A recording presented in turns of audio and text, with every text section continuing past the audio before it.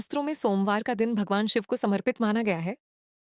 कहा जाता है कि जो स्त्री श्रद्धा, संयम और सच्चे मन से सोमवार का व्रत करती है, महादेव उसके जीवन के सबसे बड़े कष्ट भी हर लेते हैं। लेकिन सोमवार का व्रत सिर्फ मनोकामना पूर्ति का साधन नहीं है।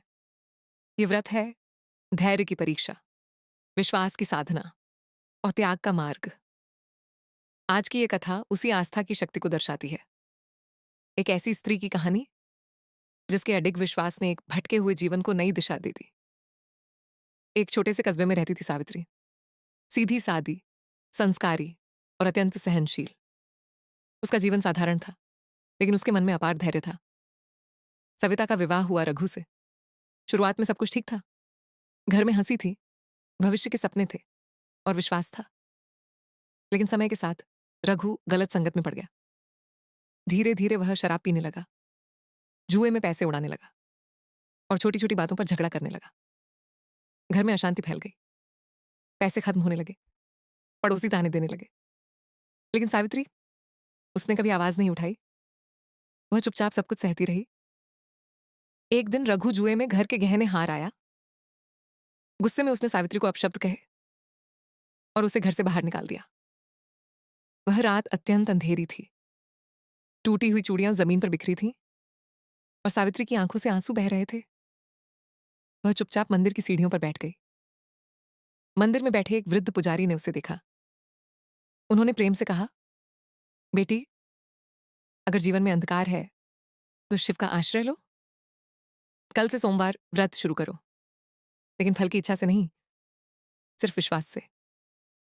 सावित्री की आंखों में उम्मीद चमक उठी। अगले सोमवार से उसने व्रत शुरू किया। सफेद वस्त्र, शांत मन और शिव में अटूट विश्वास। हर सोमवार वह शिवलिंग पर दूध, जल और बेलपत्र अर्पित करती।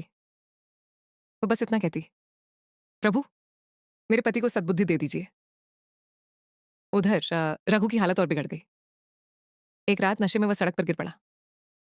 जो कुछ उसके पास था सब लुट गया। अकेलेपन में वह पहली बार टूट गया। उस रात उसने एक सपना देखा।